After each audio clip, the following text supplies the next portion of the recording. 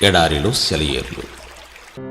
జనవరి 28వ తేదీ కొరకు వ్రాయబడిన ఈ భాగాన్ని మీకు చదివి వినిపిస్తున్నది సహోదరుడు పాల్ సుందరం.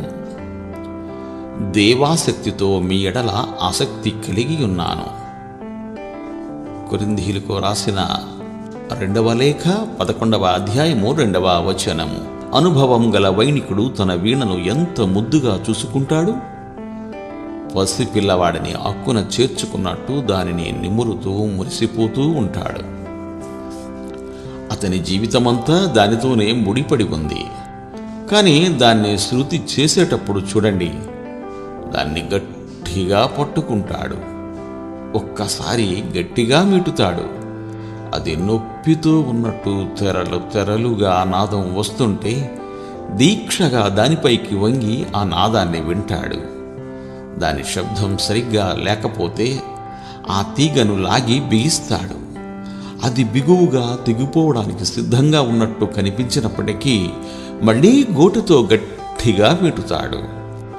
అలా ఆ ధ్వని అతనికి సంతృప్తికరంగా వినిపించి అతని మొహంలో చిరునవ్వు విరిసేదాకా ఆ వీణను అలా హింసిస్తాడు.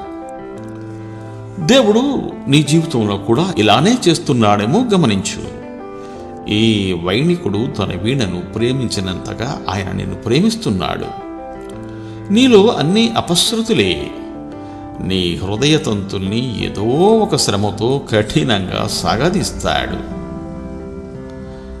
నీ వైపుకి శ్రద్ధగా వంగి ఆలకిస్తూ నిన్ను గొరుతో మీటుతాడు.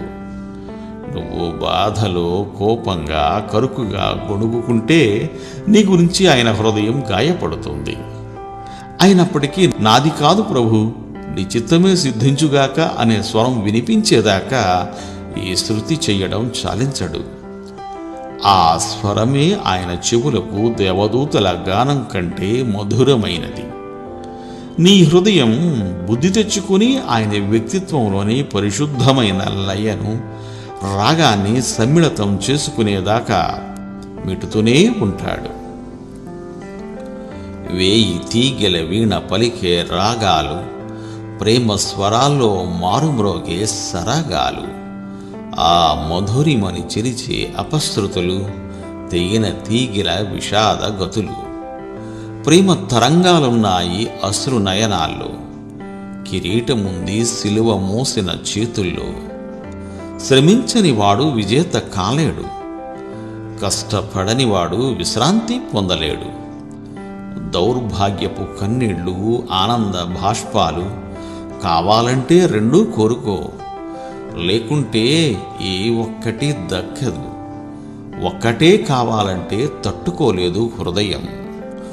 దేవుడు మిమ్ము దీవించుగాక. ఆమెన్. ఆమెన్.